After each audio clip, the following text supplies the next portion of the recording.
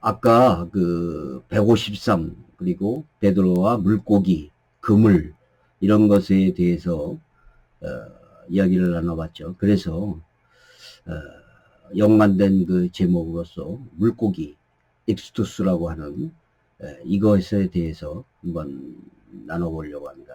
아주 짧은 시간을 설명만 한번 해보려고 합니다. 요즘 그 자동차 뒤에다가 이렇게 물고기 금속 그 장식물을 부착하고 다니는 사람들이 많았어요. 근데 요즘에는 별로 없는 것 같아요. 집 대문에도 이런 걸 붙이는 사람들이 있었는데, 자신이 기독교인임을 알리는 그 의미, 어떤 상징, 이런 것이 이제 되었습니다. 근데 이 의미는 뭐냐면 예수 그리스도는 하나님의 아들이고 구세주다, 이것을 고백하는 거예요. 그래서 헬라어로 물고기를 익투스라고 하는데, 이 단어의 갓 알파벳을 첫 글자로 하여 초대교회 기독교인들은 암호를 만들어냈습니다. 그래서 여기 밑에 보이시죠? 이 내용, 요 앞에 대문자 첫 글자들을 따니까 익투스라고 돼요. 예수 그리스도는 하나님의 아들 구세주다. 이 단어를 5개를 합쳐가지고 익투스라는 글자를 만들어낸 겁니다.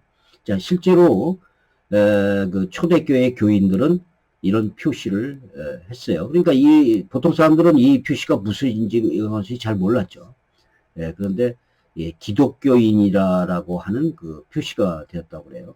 그래서 이것을 헬라어로 보면 예수스 크리스토스 데우 휘오스 소테르, 예수 그리스도 하나님의 아들 구세주라고 하는 그 단어입니다. 이런 단어를 합체 문자라고 아크로티코스라고 했어요. 이 어떤 단어들이나 문구들의 첫 글자를 따서 합성하는 거죠. 자, 요즘에 또 우리나라도 많이 이렇게 첫 글자를 따가지고 몰카, 몰래카메라, 몰카, 뭐 이렇게 하고 이런 것도 많아. 어떤 거는 이제 모르겠습니다, 전혀.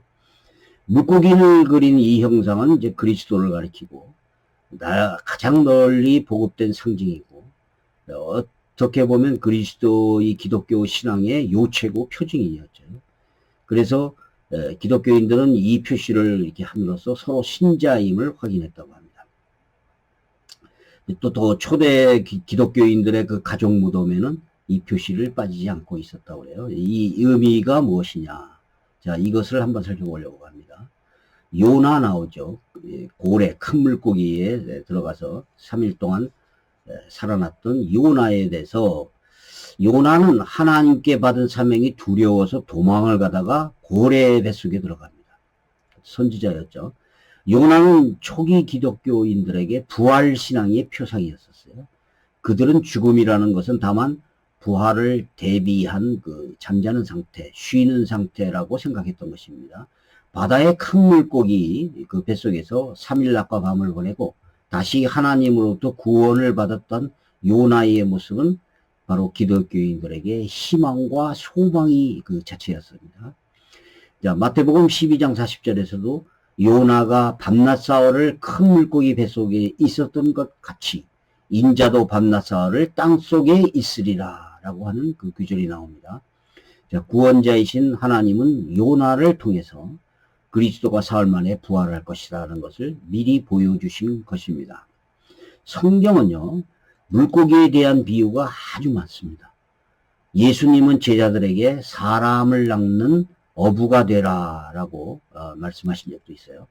어부였던 그 베드로가 고기를 잡지 못하였을 때 주님의 말씀에 순종하여 그물을 다시 던지자 큰 물고기들이 153마리가 잡혔다라고 하는 성경의 기록은 단순히 그 물고기를 낚은 것에 대한 의미가 아니라 예수와 제자로부터 전파되는 복음의 시작, 기독교의 시작을 상징적으로 표현한 것이다, 이렇게 보는 것이 맞습니다.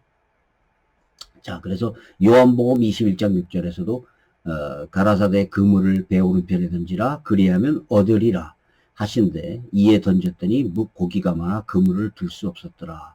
자, 이렇게 이제 하는 거죠. 근데 이 그물이라는 게 사실은 나쁜 의미로도 사용됩니다.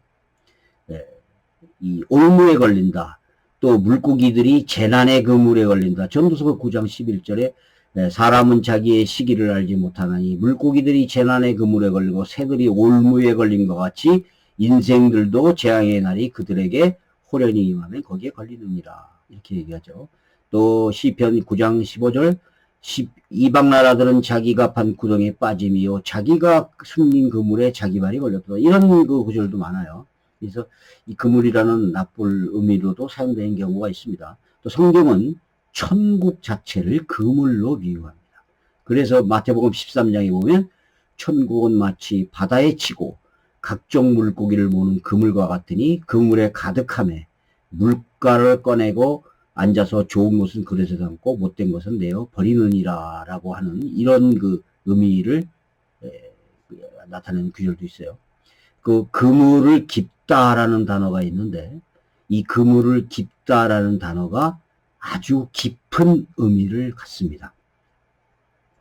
자, 마태복음 4장, 마가복음 1장에서 이렇게 나와요.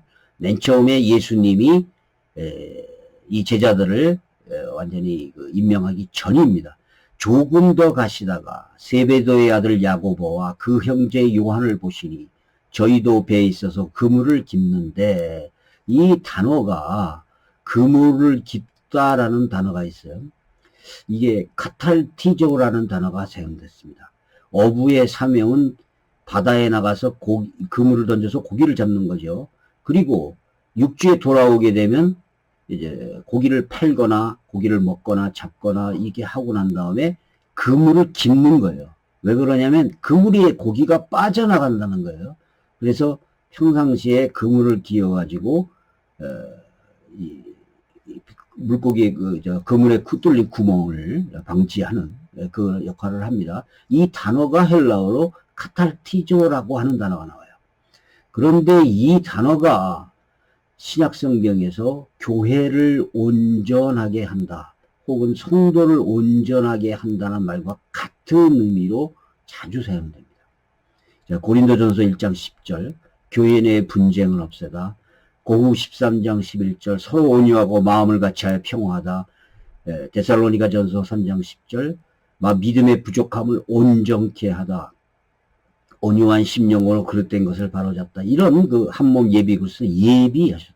성건한 일의 성도들을 온전케 하다. 이런 온전케 하다라는 단어가 바로 그물을 깁다라는 단어가 동일한 단어가 사용됐다는 거예요. 자, 그래서 제가 말하려는 것은 뭐냐면 그물을 잡는 것만이 중요한 것이 아니라는 거예요. 자, 그물로 고기를 잡는 것은 우리가 교회 입장, 단순하게 유형적인 교회 입장에서 보면 새로운 성도를 교회로 입교시키는 그 전도를 의미할 것입니다. 또 그물로 깁는다는 것은 잡은 물고기가 빠져나가지 못하게 한다, 온전하게 한다라고 하는 어떤 기능과 역할의 기능, 또 그 고기를 잡기 이전에 예비 작업으로서의 필수적인 것이라는 것이에요. 자, 오늘날 제가 왜 이렇게 얘기를 하냐면, 자, 전도도 중요하지만, 자, 예를 들면 이단으로 빠져나가는 사람들, 성도들을 어떻게 할 것이냐는 거예요. 또 자, 그 기독교에 입문을 했지만 여러 가지 이유로서 상처를 받고 교회를 떠나가는 이 성도들을 어떻게 할 것이냐는 거예요. 이것에 대해서 그 사람들은 연구를 하지를 않고 이 기능적인 그 작업을 하지를 않아요. 그래서 이것이 가장 그 한국 기독교에 필요한 작업이라는 것이죠.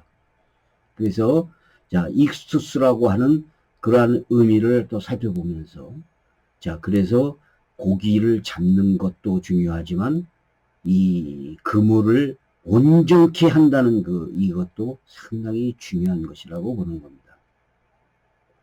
자, 지금 기독교가요, 불교, 가톨릭, 이런 거에 비해서 보니까 4위인가 5위를 했어요.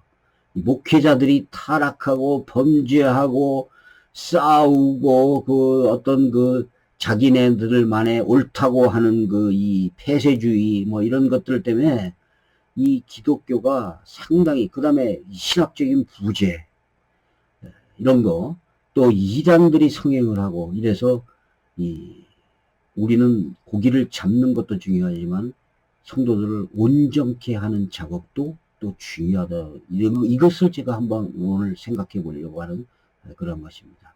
마태복음 4장 19절에 이렇게 나와요. 말씀하시되 나를 따라오너라. 내가 너희로 사람을 낚는 어부가 되게 하리라. 자, 예수님이 과연 사람을 낚는 어부만을 얘기했을까요? 만약에 그랬다면은 예수님이 이것을 그 제자들에게 이러한 그 설교를 하고 교육을 시키고 이런 것이 필요가 없었죠.